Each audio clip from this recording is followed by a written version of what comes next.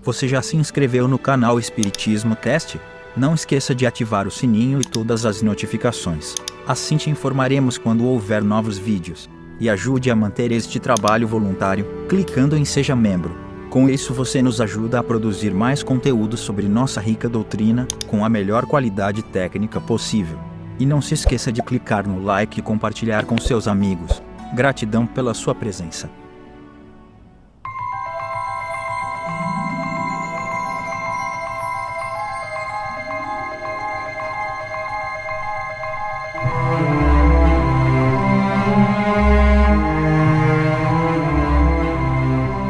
Olá meus amigos, minhas amigas, como é que vocês estão? Sejam bem-vindos a mais um episódio onde estudamos o precioso livro dos médiuns do nosso querido Allan Kardec, organizado por ele e com as respostas dos espíritos, obviamente. No último estudo nós falamos sobre a teoria da alucinação e hoje é um estudo muito especial. Estamos abrindo mais um capítulo que vai tratar sobre a bicorporeidade e transfiguração, mas muito outras coisas, aparições dos espíritos de pessoas vivas, homens duplos e por aí vai. O assunto fica cada vez melhor e mais interessante, então vamos sem demora para a nossa leitura de hoje. Vocês já sabem, é o Zezinho que lê para mim, o meu querido da inteligência artificial. Não sabe ler muito bem, mas sabe ler melhor do que eu. Então vamos lá. Estes dois fenômenos são variedades das manifestações visuais e, por muito maravilhosos que pareçam à primeira vista, facilmente se reconhecerá, pela explicação que deles se pode dar, que não estão fora da ordem dos fenômenos naturais, assentam ambos no princípio de que tudo o que ficou dito das propriedades do perispírito após a morte se aplica ao perispírito dos vivos. Sabemos que durante o sono o espírito readquire parte da sua liberdade, isto é, isola-se do corpo e é nesse estado que, em muitas ocasiões, se tem ensejo de observá-lo. Mas o espírito, quer o homem esteja vivo, quer morto, traz sempre um envoltório semimaterial que, pelas mesmas causas de que já tratamos, pode tornar-se visível e tangível. Há fatos muito positivos, que nenhuma dúvida permitem a tal respeito. Citaremos apenas alguns exemplos, de que temos conhecimento pessoal e cuja exatidão podemos garantir, sendo que a todos é possível registrar outros análogos, consultando suas próprias reminiscências. Então o que a gente aprende desse trechinho? É que todos temos perispírito, mesmo desencarnados ou encarnados, todos temos o corpo espiritual, e esse corpo espiritual, se está no mesmo planeta, tem exatamente as mesmas funções. Então, já falamos sobre as materializações, transporte, que são todas propriedades envolvendo o perispírito. E agora vamos entender um pouco mais, citando o perispírito de casos que são exatos, né? Kardec aqui está falando, cuja exatidão podemos garantir, né? A mulher de um dos nossos amigos viu repetidas vezes entrar no seu quarto durante a noite, houvesse ou não luz, uma vendedora de frutas que ela conhecia de vista, residente nas cercanias, mas com quem jamais falara. Grande terror lhe causou essa aparição, não só porque, na época que se deu, ela ainda nada conhecia do espiritismo, como também porque se produzia com muita frequência. Imagine que você está no seu quarto de noite e aparece, eu faço compra toda semana num hortifruti, e aparece lá o rapaz que me atende no hortifruti no meio da noite dentro do meu quarto, todo santo dia, e eu não conheço nada de espiritismo. Que coisa doida. Então esse é o exemplo. Ora, a vendedora de frutas estava perfeitamente viva e, àquelas horas, provavelmente dormia assim, enquanto, na sua casa, seu corpo material repousava, seu espírito, com o respectivo corpo fluídico. E a casa da senhora em questão, por que motivo é o que se não sabe diante de fato de tal natureza. Um espírita, iniciado nessa espécie de fenômenos, ter-lhe-ia perguntado disso, porém, nenhuma ideia teve a senhora de todas as vezes. A aparição se eclipsava, sem que ela soubesse como, e, de todas igualmente, após a desaparição, cuidou de se certificar de que as portas estavam bem fechadas, de modo a não poder ninguém penetrar ali no aposento.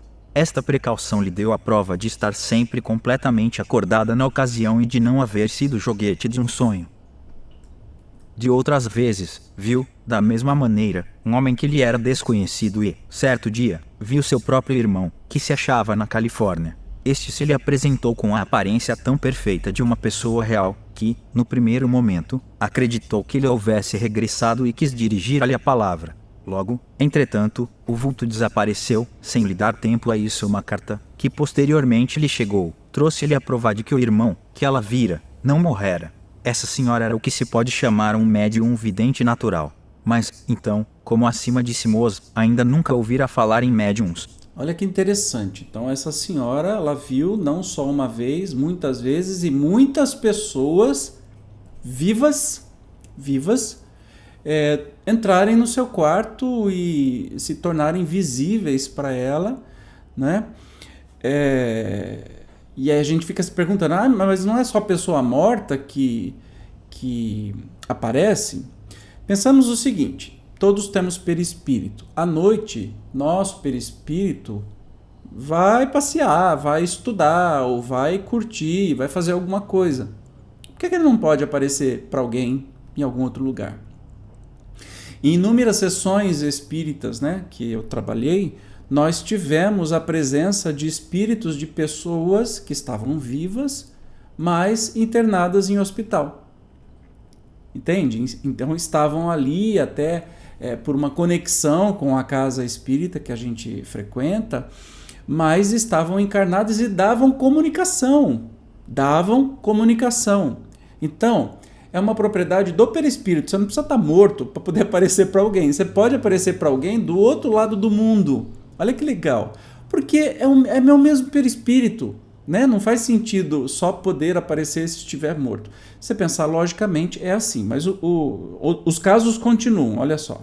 Outra senhora, residente na província, estando gravemente enferma, viu certa noite, por volta das 10 horas, um senhor idoso, que residia na mesma cidade com quem ela se encontrava às vezes na sociedade, mas sem que existissem relações estreitas entre ambos. Viu-o perto de sua cama, sentado numa poltrona e a tomar, de quando em quando, uma pitada de rapé. Tinha ares de vigiá-la. Surpreendida com semelhante visita, Tais Urras quis perguntar-lhe por que motivo ali estava, mas o senhor lhe fez sinal que não falasse e tratasse de dormir. De todas as vezes que ela intentou dirigir-lhe a palavra, o mesmo gesto a impediu de fazê-lo. A senhora acabou por adormecer. Passados alguns dias, tendo-se restabelecido, recebeu a visita do dito senhor, mas em hora mais própria, sendo que dessa vez era ele realmente quem lá estava. Trazia a mesma roupa, a mesma caixa de rapé e os modos eram os mesmos. Persuadida de que ele a visitara durante sua enfermidade, agradeceu-lhe o incômodo a que se dera. O homem, muito espantado, declarou que havia longo tempo não tinha satisfação de vê-la. A senhora, conhecedora que era dos fenômenos espíritas, compreendeu de que se tratava, mas não querendo entrar em explicações, limitou-se a dizer que provavelmente fora um sonho, para não assustar o homem, né? Então, este senhor sempre ia, essa senhora estava doente, esse senhor sempre ia visitá-la em espírito, em perispírito, mas ele estava vivo. E ela perguntava as coisas, ele mandava ficar quieto e dormir. Olha que interessante. Depois que ela se recuperou, esse homem chegou lá para visitá-la pessoalmente e não sabia de nada. É o mais provável, dirão os incrédulos, os espíritos fortes, o que, para eles mesmos, é sinônimo de pessoas de espírito. O certo, entretanto, é que a senhora de quem falamos, do mesmo modo que a outra, não dormia. Então, é que eu sonhara acordada, ou, por outra, tivera uma alucinação. Aí está a palavra mágica, a explicação universal de tudo o que se não compreende como. Porém, já rebatemos suficientemente essa explicação. Prosseguiremos, dirigindo-nos aos que nos podem compreender. Então a gente está vendo casos reais que aconteceram, que o próprio Kardec afirma que aconteceram, tá? Então não é algo que alguém contou e tudo mais. Ainda mais Kardec, né, sendo cientista. Então vamos continuar aqui ouvindo esses casos. Eis aqui agora outro fato ainda mais característico e grande curiosidade teríamos de ver como poderiam explicá-lo unicamente por meio da imaginação. Trata-se de um senhor provinciano, que jamais quisera casar-se, malgrado as instâncias de sua família, que muito insistira notadamente a favor de uma moça residente em cidade próxima e que ele jamais vira um dia, estando no seu quarto, teve a enorme surpresa de se ver em presença de uma donzela vestida de branco e com a cabeça ornada por uma coroa de flores. Disse-lhe que era sua noiva. Estendeu-lhe a mão, que ele tomou nas suas, vendo-lhe num dos dedos um anel. Ao cabo de alguns instantes, desapareceu tudo. Surpreendido com aquela aparição, depois de se haver certificado de estar perfeitamente acordado, inquiriu se alguém lá estivera durante o dia. Responderam-lhe que, na casa, pessoa alguma fora vista decorrido um ano. Cedendo a novas solicitações de uma parenta, resolveu-se a ir ver a moça que lhe propunham. Chegou à cidade onde ela morava. No dia da festa de Corpus Christi voltaram todos da procissão e uma das primeiras pessoas que lhe surgiram ante os olhos, ao entrar ele na casa onde ia, foi uma moça que lhe não custou reconhecer como a mesma que lhe aparecera. Trajava tal qual a aparição, porquanto esta se verificara também num dia de Corpus Christi. Ficou atônito e a mocinha, por seu lado, soltou um grito e sentiu-se mal. Voltando a si, disse já ter visto aquele senhor, um ano antes, em dia igual ao em que estavam. Realizou-se o casamento e isso ocorreu em 1835, época em que ainda se não cogitava de espíritos, acrescendo que ambos os protagonistas do episódio são extremamente positivistas e possuidores da imaginação menos exaltada que há no mundo. Olha que interessante, um viu o outro antes do casamento, ou seja, eram meio que prometidos, um casamento encaixado, um visitou o outro e um lembrava do outro e moravam distante, um ano isso depois. Aconteceu a visão no dia de Corpus Christi, um ano depois, no dia de Corpus Christi, eles se conheceram pessoalmente e os dois tiveram, tanto a mocinha quanto o rapaz, tiveram a certeza que já se conheciam. Dirão talvez que ambos tinham espírito despertado pela ideia da união proposta e que essa preocupação determinou uma alucinação. Importa, porém, não esquecer que o marido se conservara tão indiferente a isso que deixou passar um ano sem ir ver a sua pretendida.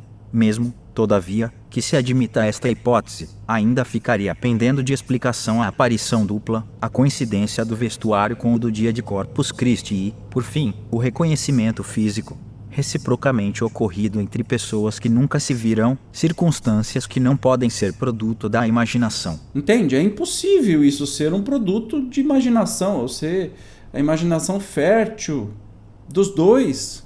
Muito doido, né? Você tem algum caso parecido? Deixa aqui nos comentários, tá? Vamos ver mais caso, que hoje tá divertido aqui o nosso estudo.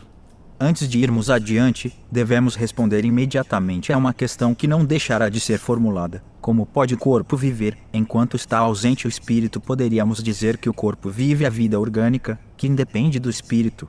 E a prova é que as plantas vivem e não têm espírito. Mas precisamos acrescentar que, durante a vida, nunca o espírito se acha completamente separado do corpo. Do mesmo modo que alguns médiuns videntes, os espíritos reconhecem o espírito de uma pessoa viva por um rastro luminoso, que termina no corpo, fenômeno que absolutamente não se dá quando este está morto, porque, então, a separa-se cedilha maiúsculo O é completa. Por meio dessa comunicação entre o espírito e o corpo, é que aquele recebe aviso, qualquer que seja a distância a que se ache do segundo, da necessidade que este possa experimentar da sua presença. Caso em que volta ao seu invólucro com a rapidez do relâmpago, daí resulta que o corpo não pode morrer durante a ausência do espírito e que não pode acontecer que este, ao regressar, encontre fechada a porta, conforme hão dito alguns romancistas, em histórias compostas para recriar o Livro dos Espíritos, questões 400 e seguintes. Então ele já faz uma referência para onde estudar. Livro dos Espíritos, questão 400 e as próximas. Ele está dizendo aí sobre o tal cordão prateado que nas pessoas vivas é um elo de ligação do corpo espiritual com o corpo físico, e que os espíritos conseguem identificar quem está vivo e quem não está vivo, ou seja, quem tem corpo físico e quem não tem, por esse cordão fluídico, luminoso, tem uma porção de nome, né? Mas que dá a entender que aquela pessoa, aquele espírito, aquele perispírito está ligado a um corpo físico. Isso é bem interessante, ó, tá no Livro dos Médiuns, né? Mas vamos continuar a nossa leitura aqui, que está cada vez mais interessante. Vamos lá. Voltemos ao nosso assunto isolado do corpo. O espírito de um vivo pode, como o de um morto, mostrar-se com todas as aparências da realidade demais, pelas mesmas causas que hemos exposto, pode adquirir momentânea tangibilidade. Este fenômeno, conhecido pelo nome de bicorporeidade, foi que deu aso às histórias de homens duplos, isto é, de indivíduos cuja presença simultânea em dois lugares diferentes se chegou a comprovar. Aqui vão dois exemplos tirados não das lendas populares, mas da história eclesiástica. Santo Afonso de Liguori foi canonizado antes do tempo prescrito, por se haver mostrado simultaneamente em dois sítios diversos, o que passou por milagre. Olha que interessante. Uma das propriedades, do perispírito é justamente a bicorporeidade, ou seja, você estar em dois lugares ao mesmo tempo. Nós estamos falando dos vivos. E como o perispírito tem a propriedade de se tornar tangível, ou seja, para as pessoas vão ver o mesmo cara nos dois lugares. Ele começa citando o exemplo aqui, primeiro de Santo Afonso de Liguori, que foi canonizado pela Igreja antes do previsto, porque ele era visto em dois lugares ao mesmo tempo e que era considerado um milagre. Mas tem um santo muito famoso da Igreja que também tinha essa capacidade aí. Santo Antônio de Pádua estava pregando na Itália, 15, quando seu pai, em Lisboa, ia ser supliciado, sob a acusação de haver cometido um assassínio no momento da execução. Santo Antônio aparece e demonstra a inocência do acusado. Comprovou-se que, naquele instante, Santo Antônio pregava na Itália, na cidade de Pádua. Por nós evocado e interrogado acerca do fato acima, Santo Afonso respondeu do seguinte modo: olha que interessante. Santo Antônio de Pádua estava fazendo a sua pregação na Itália e seu pai em Lisboa, e eu conheci a igreja onde viveu Santo Antônio, em Lisboa ia ser supliciado, e Santo Antônio aparece e salva seu pai, demonstra a sua inocência. Claro que não apareceu como fantasma, ele apareceu em corpo físico, e as pessoas presenciaram tanto uma coisa quanto outra, e por isso também foi canonizado e foi feito com milagre. Aí, Santo Afonso foi questionado, E olha as respostas que espírito de Santo Afonso, vem nos dar.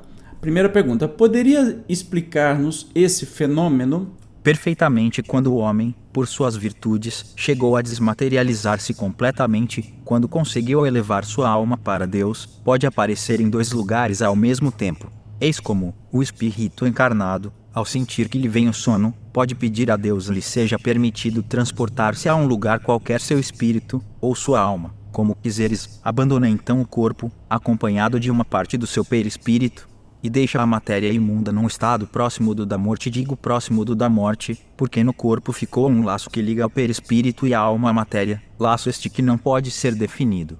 O corpo aparece, então, no lugar desejado. Creio ser isto o que queres saber.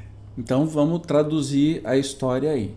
Então, primeiro tem que ser um espírito iluminado, um espírito mais desprendido da matéria física, não é? Então ele não pode pedir a Deus e pode ir com seu perispírito para outro lugar e se materializar no outro lugar. Mas o corpo físico fica num estado um pouco mais letárgico. Ele diz aqui um estado que parece ser da morte. Mas vamos ver as próximas perguntas aqui.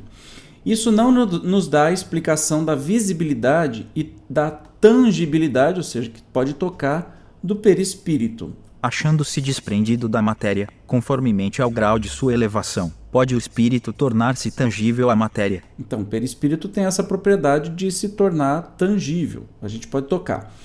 Terceira pergunta: será indispensável o sono do corpo para que o espírito apareça noutros lugares? A alma pode dividir-se quando se sinta atraída para lugar diferente daquele onde se acha seu corpo. Pode acontecer que o corpo não se ache adormecido, se bem seja isto muito raro, mas, em todo caso, não se encontrará num estado perfeitamente normal. Será sempre um estado mais ou menos estático. Então aí já nos dá algumas dicas, Nos casos anteriores que a gente viu, as pessoas que estavam dormindo apareceram com seu perispírito em outro lugar para pessoas que estavam acordadas e conseguiram ver. Então, a pessoa estava dormindo, seu perispírito veio. Beleza. Mas E como é que pode estar o exemplo lá de Santo Antônio de Pádua, que estava fazendo um sermão na Itália e apareceu para defender o seu pai em Lisboa, né? Então ele está dizendo que o espírito sendo elevado, ele pode sim ter este caso, né? Achando-se desprendido da matéria, conformemente ao grau de sua elevação, e o espírito pode se tornar tangível. E tem uma explicação aqui do próprio Kardec, né? Dizendo que é raro, e o Kardec vem falar sobre esse fato histórico mesmo de Santo Antônio de Pádua. Olha só. O fato histórico ocorreu exatamente como relatamos acima, embora no original francês Allan Kardec o tenha narrado sob a seguinte versão: Santo Antônio de Pádua estava na Espanha e no instante em que ali pregava, seu pai, que se encontrava em Pádua, ia ser supliciado, sob a acusação de haver cometido um assassínio. No momento da execução, o santo aparece e demonstra a inocência de seu pai, dando a conhecer o verdadeiro criminoso, que mais tarde sofreu o castigo. Comprovou-se que nesse momento Santo Antônio não havia deixado a Espanha. Então é só uma nota, não é de Kardec, é uma nota dizendo sobre, né? Opa. A alma não se divide, no sentido literal do termo, irradia-se para diversos lados e pode assim manifestar-se em muitos pontos, sem se haver fracionado dá-se o que se dá com a luz, que pode refletir-se simultaneamente em muitos espelhos. A gente pode não entender muito bem como é que isso acontece, né? Mas eu acredito que essa questão de estar em muitos lugares ao mesmo tempo é muito parecido com um fato assim, ó. Quando eu faço assim com a mão, parece que eu tenho uma mão com 8, 10 dedos. Não dá para ver muita coisa porque aqui o vídeo não permite. Mas se você faz assim, você vê um monte de dedo. E você sabe que você tem uma mão só. Talvez, aí é uma especulação minha, talvez. É só uma questão da fração de tempo que você fica em dois lugares, um pouco lá, um pouco aqui, um pouco lá, um pouco aqui, um pouco lá, um pouco aqui. Só que é tão rápido que a impressão das pessoas é que o perispírito está num lugar e está em outro. Não sei, é uma explicação bem mais ou menos minha, né? Mas enfim, vamos continuar aqui. A quarta pergunta: que sucederia se, estando o homem a dormir, enquanto seu espírito se mostra noutra parte, alguém de súbito o despertasse? Então, você acorda a pessoa que está se mostrando, a pessoa está dormindo e o seu perispírito está em outro lugar aparecendo e alguém está vendo. O que aconteceria se essa pessoa fosse acordada assim, no susto? Isso não se verificaria, porque, se alguém tivesse a intenção de despertar, o espírito retornaria ao corpo, prevendo a intenção, porquanto o espírito lê os pensamentos. Então não dá para assustar. Explicação inteiramente idêntica nos deram, muitas vezes, espíritos de pessoas mortas ou vivas. Santo Afonso explica o fato da dupla presença, mas não a teoria da visibilidade e da tangibilidade.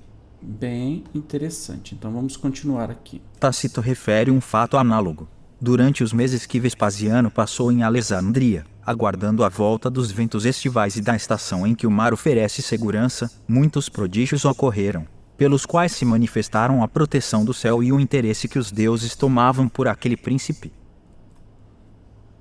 Esses prodígios redobraram o desejo, que Vespasiano alimentava, de visitar a sagrada morada do Deus, para consultá-lo sobre as coisas do império.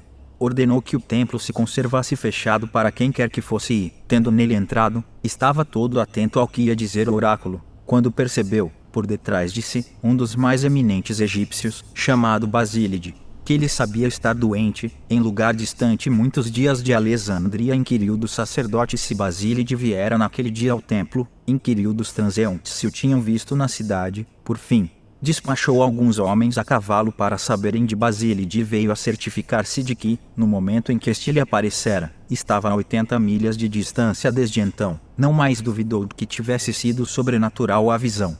E o nome de Basílide lhe ficou valendo por um oráculo. Tácito, Histórias, LIVIV, Caps, LXXX e LXXX e tradução de Burnouf. Desculpa aí, eu botei ele para ler o LXXX. Mas é só para dizer que isso não é uma invenção do espiritismo, mas nós temos na história antiga, não é? Até relatos de Tácito, por exemplo, falando sobre esse caso. Vamos continuar, 121.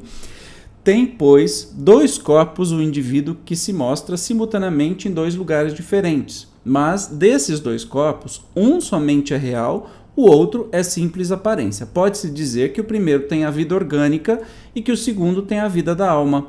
Ao despertar o indivíduo, os 2 corpos se reúnem e a vida da alma volta ao corpo material.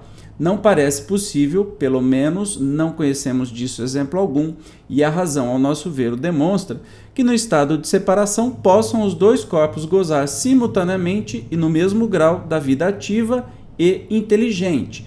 Então, assim, a gente fica muito claro aí. Quando tem esse fenômeno da bicorporeidade, um é o perispírito, o outro é o corpo físico.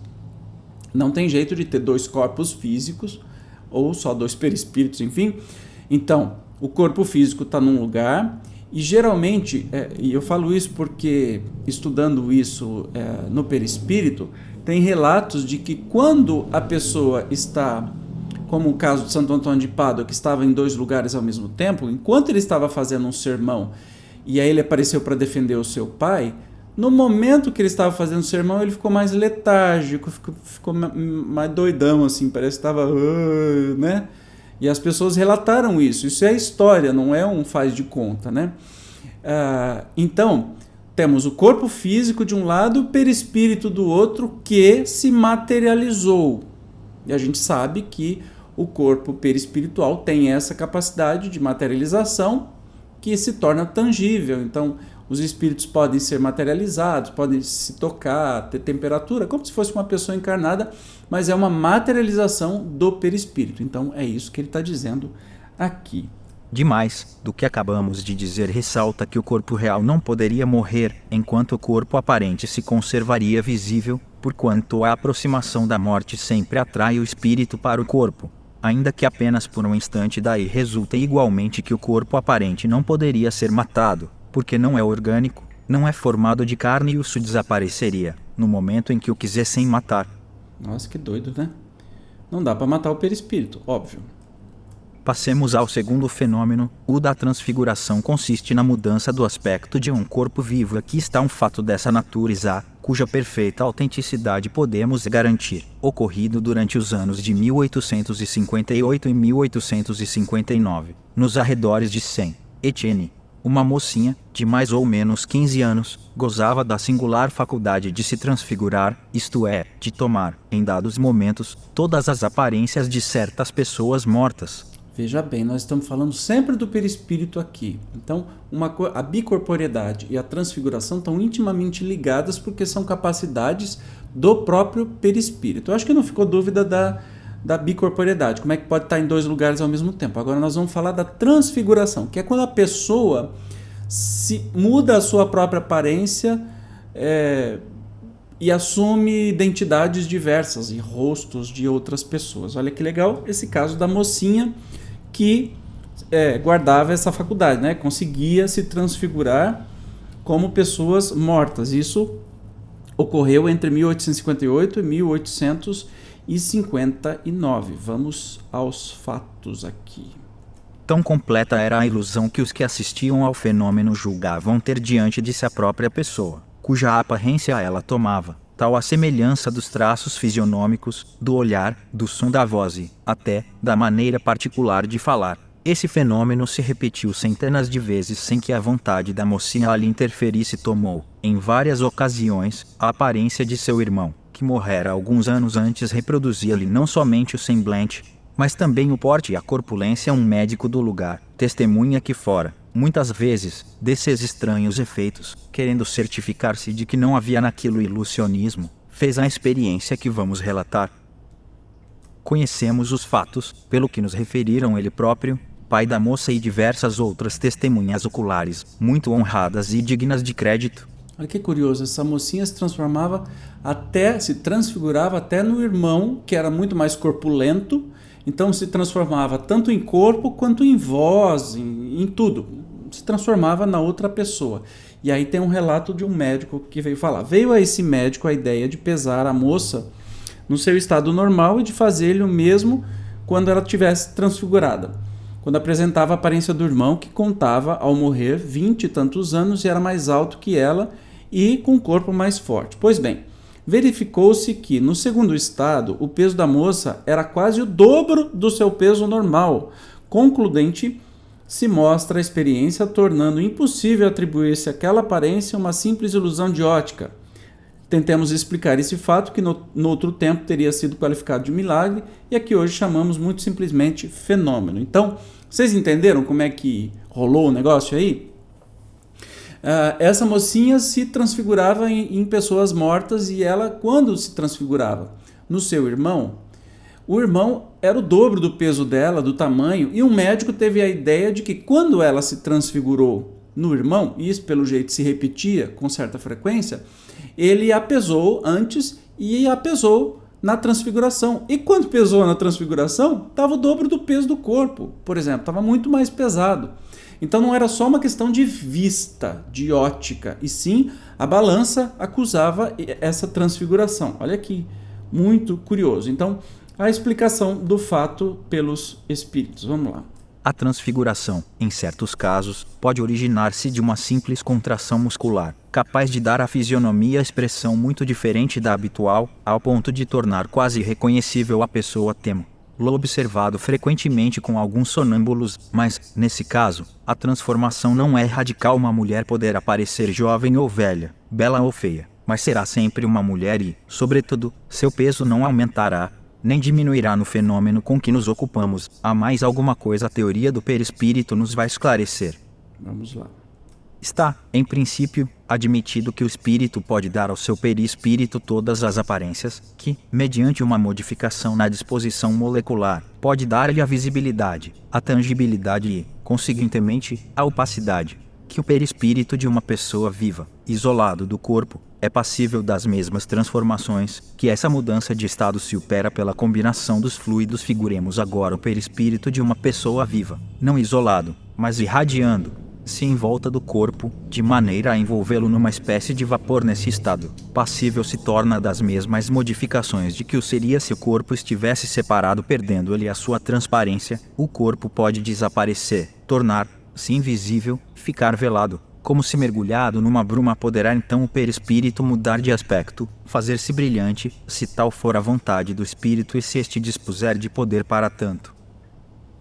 Um outro espírito, combinando seus fluidos com os do primeiro, poderá, a essa combinação de fluidos, imprimir a aparência que lhe é própria, de tal sorte que o corpo real desapareça sob um envoltório fluídico exterior, cuja aparência pode variar à vontade do espírito. Esta parece ser a verdadeira causa do estranho fenômeno e raro, cumpra-se diga, da transfiguração. Quanto à diferença de peso, explica-se da mesma maneira por que se explica com relação aos corpos inertes. O peso intrínseco do corpo não variou, pois que não aumentou nele a quantidade de matéria sofreu, porém, a influência de um agente exterior, que lhe pode aumentar ou diminuir o peso relativo, conforme explicamos acima, nos 78 e seguintes. Provável é, portanto, que, se a transformação se produzir tomando a pessoa o aspecto de uma criança, o peso diminua proporcionalmente. Vocês entenderam? É muito simples. Continua aquele raciocínio nosso que perispírito é perispírito. Você estando encarnado ou desencarnado, perispírito é a mesma coisa, tem as mesmas capacidades, inclusive de moldarem, de se materializar. Então, essa mocinha tinha certamente uma médium de efeito físico e o seu perispírito era moldado por ação dos espíritos comunicantes de acordo com o corpo desses espíritos comunicantes. Então, ela dava ectoplasma. É a mesma coisa que a materialização de um espírito. O médium doador doa esse ectoplasma, pode estar visível ou não. Então, quando é visível, geralmente aparece do nariz, das orelhas ou dos olhos, né? Como se fosse um cordão branco e até chegar no espírito que se materializa do jeito que ele quer. No caso da transfiguração, esse perispírito, esse ectoplasma é expelido e a transformação do próprio corpo físico da pessoa, o perispírito toma conta em cima. O perispírito tem a propriedade até de esconder o corpo físico, né, de ter essas transformações. Então, eles ressaltam no final aqui que, além de ter quando ela fez essa materialização do próprio irmão, que é o dobro do peso e que pesaram na balança, etc., poderia materializar uma criança onde o corpo físico seria escondido. É o mesmo funcionamento que tem com esconder os objetos. Lembra que a gente viu sobre o fenômeno de transporte, por exemplo, que o espírito, com o seu perispírito, consegue esconder esse objeto à vista de todos e reaparecer, enfim. É a mesma propriedade, nós estamos falando sempre de perispírito, tá? Vamos continuar aqui, eu vou colocar o 124 direto aqui para ser lido.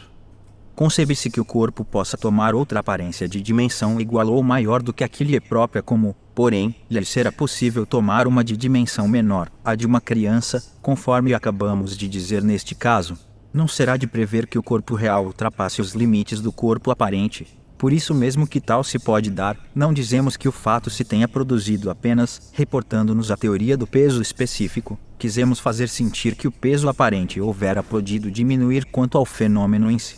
Não afirmamos nem a sua possibilidade, nem a sua impossibilidade, dado, entretanto, que ocorra a circunstância de se lhe não oferir ser uma solução satisfatória de nenhum modo infirmaria. Importa-se não esqueça que nos achamos nos primórdios da ciência e que ela está longe de haver dito a última palavra sobre esse ponto, como sobre muitos outros. Aliás, as partes excedentes poderiam ser perfeitamente tornadas invisíveis. A teoria do fenômeno da invisibilidade ressalta muito naturalmente das explicações precedentes e das que foram ministradas a respeito do fenômeno dos transportes, itens 96 e seguintes. Ah lá, isso que eu falei, né? Eles estão dizendo assim, que não aconteceu, mas que poderia acontecer. Por que não? E aí evocam a explicação lá do fenômeno dos transportes, onde o espírito, lembra que é perguntado e ele diz assim, eu escondo o objeto com o meu corpo, e ele nem sabe responder direito o que é. Então, é propriedade do perispírito isso. Resta-nos falar do singular fenômeno dos agêneres, que, por muito extraordinário que pareça à primeira vista, não é mais sobrenatural do que os outros, porém, como explicamos na Revista Espírita, fevereiro de 1859. Julgamos inútil tratar dele aqui pormenorizadamente, diremos tão somente que é uma variedade da aparição tangível, é um estado de certos espíritos que podem revestir momentaneamente as formas de uma pessoa viva, ao ponto de causar completa ilusão. Do grego aprivativo, higiene, geinomai, gerar, que não foi gerado. Ah, que interessante. Então, eles não vão falar sobre isso, porque já está na Revista Espírita de fevereiro de 1859, explicando em detalhes esse tipo de transformação, né, do corpo de uma pessoa em outra pessoa.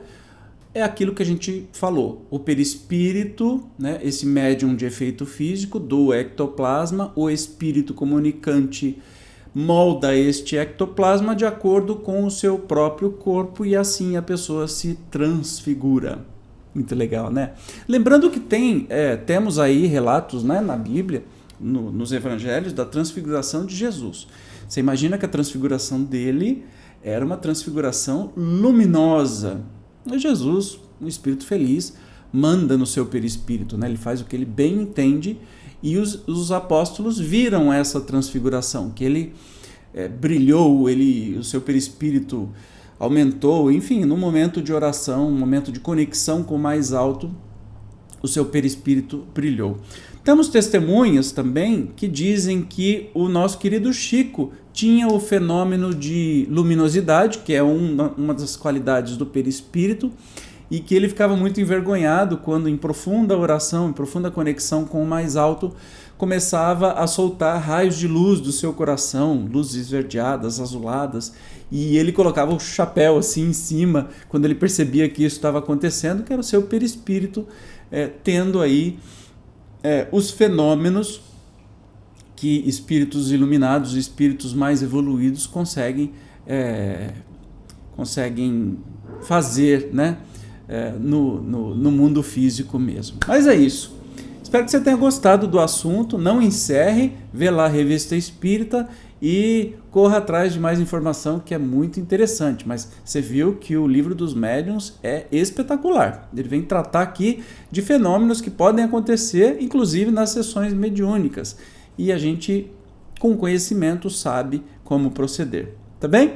Eu te encontro então no próximo estudo do Livro dos Médiuns. Tchau!